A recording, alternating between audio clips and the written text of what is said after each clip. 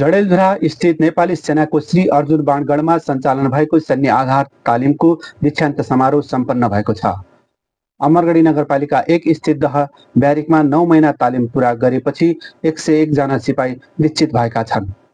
डडेलधुरा जिल्लाको अमरगढी नगरपालिका 1 मा रहेको नेपाली सेनाको श्री अर्जुन बाणगढमा सञ्चालन भएको सैन्य आधार तालिम एक कार्यक्रमका बीच सम्पन्न भएको छ। दीक्षित समारोहका प्रमुख अतिथि श्री नम्बर 25 बाहिनी अड्डाका बाहिनीपति सहायक रथी माधव थापाज्यूको प्रमुख अतिथ्यमा कार्यक्रम भएको थियो। सहायक रथी माधव थापाज्यूले तालिम सफलतापूर्वक सम्पन्न गरी सिपाही दर्जामा नियुक्त हुने सैन्यहरूलाई बधाई तथा शुभकामना दिनुका साथै तालिमका टोलीद्वारा प्रदर्शन गरिएको कवाचको निरीक्षण सलामी ग्रहण समेत गरेका थिए। तालिमका विभिन्न विधामा उत्कृष्ट हुन सफल भएका सिपाहीलाई प्रमुख अतिथि माधव थापाज्यूले पुरस्कार समेत वितरण गरेका थिए। सिपाही बलियो भया सेना बलियो हुन्छ, सेना बलियो भए देश बलियो हुने कुरामा सबै वफादार हुनुपर्छ भन्दै सिपाहीको काम, कर्तव्य, जिम्मेवारी एवं दायित्वको बारेमा स्मरण गराउँदै जस्तो सुकै विषम परिस्थितिमा पनि देश र जनताको सेवामा हरदम कटिबद्ध रहने श्री नम्बर 25 बाहिनी अड्डाका बाहिनीपति सहायक रथी माधव थापाज्यूले निर्देशन दिनुभएको छ।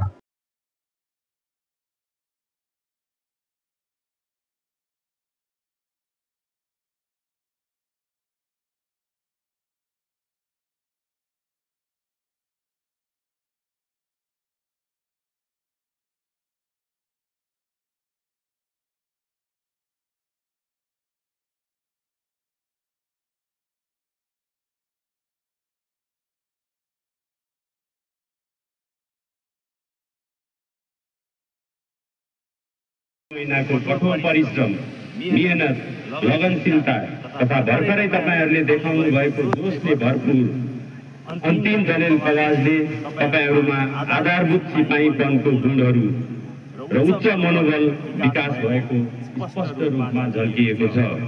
आजबाट तपाईहरु रोजपूर्ण गौरवशाली इतिहास भएको एकीकरण अभियानदेखि निरन्तर रूपमा राष्ट्र निर्माण तथा राष्ट्र सेवामा समर्पित राष्ट्रिय तथा अन्तर्राष्ट्रिय स्तरमा स्वच्छ छवि बनाएको नेपाली सेना जस्तो गरिमामय संस्थाको सिपाही दर्जामा नियुक्त हुनुभएको यस शुभ घडीमा तपाईहरु सबैलाई नेपाली सेना तथा मेरो व्यक्तिगत तर्फबाट हार्दिक बधाई ज्ञापन गर्दै नेपाली सेनाको सदस्यको रूपमा हृदय स्वागत गर्दछु।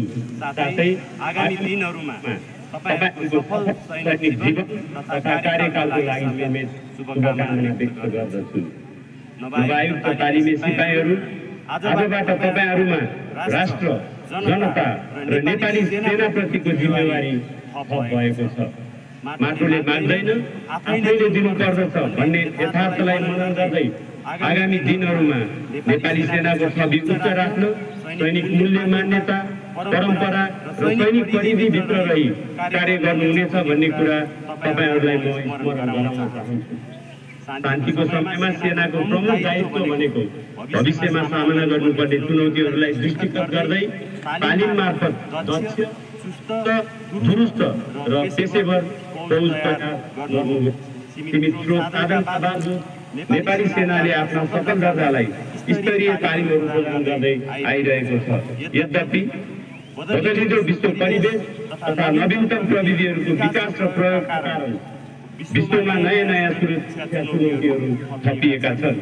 यस्ता सुरक्षा चुनौतीहरूलाई सामना गर्न सक्ने जनशक्तिको उत्पादन गर्न आधारभूत तालिमहरूलाई विशेष महत्त्व दिई नेपाली माटो र फुटबल समूहको पाठ्यक्रममा गरेर तपाईहरुलाई तालिम प्रदान गरिएको थियो।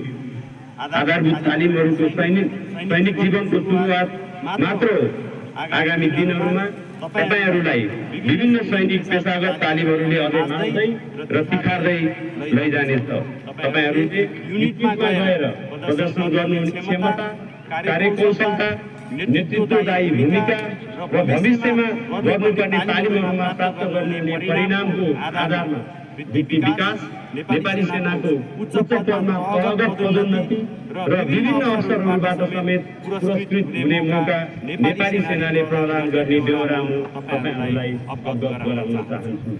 तपाईहरुले यस तालिममा सिक्नु भएको विविध आधारभूत तालिमका पक्षहरूलाई परिष्कृत गरी व्यक्तिगत तथा क्षमता पेशागत क्षमता बढाउँदै समग्र संगठनको हितमा लगाउनु हुनेछ र देशले मागेको खण्डमा ज्यानको प्रवाह नर्ती निस्वार्थ सदैव नेपाली सेनाप्रति वफादार रही आफ्नो कर्तव्य पथमा अटल भई कार्य गर्नुहुनेछ भन्ने मैले विश्वास लिएको छु। राष्ट्रको मेरुदण्ड सेना भने सेनाको मेरुदण्ड तालिम प्राप्त अनुशासित एवं कर्तव्यनिष्ठ सिपाही हो भन्ने उद्गारलाई हमेशा मनन गर्न र सिपाही बलियो भए सेना बलियो हुन्छ र सेना बलियो भए देश बलियो हुन्छ भन्ने यथार्थलाई अनुसरण गर्दै कर्तव्य पथमा तपाईहरुले आफ्नो व्यावसायिक क्षमता दक्षता र सिप प्रदर्शन गर्दै नेपाली सेनाको सही प्रतिनिधित्व गर्ने पेशाप्रति गौरव गर्ने जस्तोसुकै विश्व परिस्थितिमा विचलित नहुने सकारात्मक सोच भएको एक कर्मठ वफादार इमानदार अनुशासित सैनिक सदस्यको रूपमा आफूलाई खरो रूपमा अभ्याउनु हुनेछ भन्ने विश्वास नेपाली सेनाले लिएको छ। त्यसै क्रममा नेपाली सेनामा तालिमको महत्त्व तथा अपरिहार्यतालाई मध्यनजर राखी श्रीमान प्रधान सेनापतिज्यूको अभिप्राय बमोजिम सैनिक तालिम र शिक्षालाई थप प्रभावकारी बनाउने लक्ष्य श्री सैनिक तालिम महानिर्देशनालयद्वारा राखिएको र उक्त लक्ष्य प्राप्तिका लागि विभिन्न कालखण्डमा हाम्रा पुर्खाहरूले लडेका लडाई हाम्रो इतिहास भूगोलका विभिन्न आयामहरू र विगतको द्वन्द्वको समयमा सिकिएका पाठ तथा सङ्ग्रहालयका अनुभवहरूलाई समेत सकल दर्जाको पेशागत दक्षता अभिवृद्धि वृत्ति विकास तथा सामूहिक तालिमहरूमा उपयुक्त पाठ्यक्रमको रूपमा समावेश गरी तालिमहरू सञ्चालन गरिने म यहाँ उपस्थित सकल दर्जाहरूलाई अवगत गराउन चाहन्छु।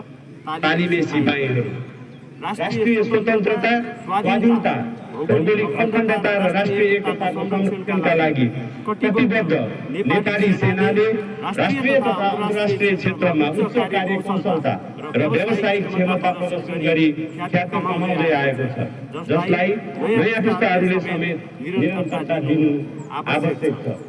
तपाईहरूको नवीन सोच, भविष्य उन्मुख जोखिम र चुनौतीहरूलाई विश्लेषण गर्ने क्षमता, सांगठनिक स्थायित्व, आधारभूत सिपाहीपनका गुणहरू, राष्ट्रप्रेम, देश संस्था र पेशाप्रति वफादारीता तथा व्यावसायिक क्षमता अभिवृद्धि जस्ता विविध आधारभूत पक्षहरू व्यक्तिगत तथा संस्थागत रूपमा हासिल गरे मात्र नेपाली सेनाको ख्याति अझ उच्च स्तरमा पुर्याउन सकिने देखिन्छ। उल्लेखित पक्ष तथा जिम्मेवारीहरूलाई तपाईहरू सबैले हमेशा मनन गरी आफ्नो दायित्व निर्वाह गर्न सदैव प्रतिबद्ध रहनुहुनेछ भन्ने विश्वास दिँदै तपाईहरूले कडा परिश्रम र दृढ निश्चयका साथ सैन्य आधार तालिम सफलतापूर्वक सुसम्पन्न गर्नुभएकोमा सम्पूर्ण नवनियुक्त तालिमे सिपाहीहरूलाई उत्तरोत्तर प्रगति र सफलताको शुभकामना दिन चाहन्छु। अन्त्यमा तपाईहरूलाई नेपाली सेनामा आबद्ध भई मातृभूमिको सेवामा समर्पित रहन अभिप्रेरित गराउनुहुने आदरणीय बुवा आमा लगायत आफन्तजनहरूलाई नेपाली सेनाको तर्फबाट हार्दिक आभार व्यक्त गर्दछु। त्यसैगरी यस सैन्य आधार तालिमको सञ्चालन तथा व्यवस्थापनमा खटिनुहुने श्री अर्जुन बाणगणका गणपति अधिकृत पदिक लगायत सकल दर्जाका शिक्षकहरू सहित समारोहमा पाल्नुभएका सम्पूर्ण विशिष्ट महानुभावहरूलाई हार्दिक धन्यवाद ज्ञापन गर्दछु। पास आउट हुनुहुने सम्पूर्ण तालिमे सिपाहीहरूलाई पुनः एकपटक हार्दिक बधाई दिँदै मेरो मन्तव्य यही पुग्याउँछु। धन्यवाद।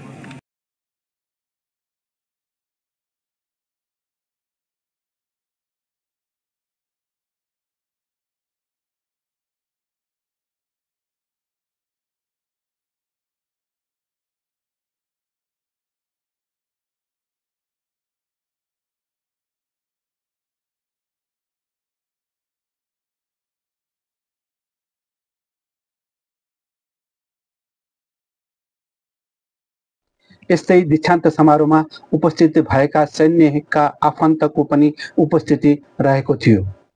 सैन्य आधारभूत तालिम सम्पन्न भएपछि सिपाहीका अभिभावकहरू खुसीका आँसु छाड्दै फूलमाला खादा र अबिर लगाउँदै खानेकुरा खुवाउँदै खुसी भएका देखिन्थे। श्री अर्जुन बाणगण दह ब्यारेकमा 2081 4 महिना 9 गतेबाट सैन्य आधारभूत तालिम सुरु भएको थियो। 9 महिने समय अवधि सैन्य आधारभूत तालिम पूरा गरेका सिपाहीहरू अब नयाँ नियुक्ति लिई विभिन्न युनिटमा खटाइने श्री अर्जुन बाणगणका गणपति उज्जवल थापा ज्यूले बताउनु भएको छ।